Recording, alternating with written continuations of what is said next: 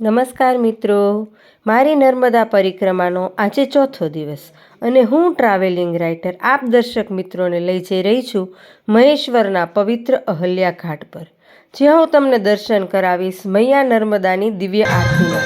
અહીં આરતી એક વિધિ નથી પણ જીવંત અનુભૂતિ છે। સાંજના સમયે સૂર્ય ધીમે ધીમે અસ્ત થાય છે ત્યારે નાનકડા કોડિયાઓથી સમગ્ર ઘાટ ઝળહળી ઉઠે છે। એવું લાગે છે કે જાણે તારાઓ પૃથ્વી પર ઉતરી ન આવ્યા હોય। નર્મદે હરના જયઘોષ સાથે આરતી થાય છે ત્યારે ભક્તોના હૃદય ભક્તિમાં તરબોળ થઈ જાય છે।